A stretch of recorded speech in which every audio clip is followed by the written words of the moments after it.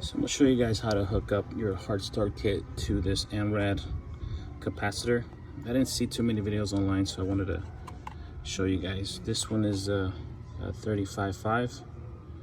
There it is. Let's see, you can pause it if you need to take a look. But on the capacitor itself, I have this hard start kit. Obviously there's two leads. This is power off. I had to disconnect on the breaker just to cover my butt.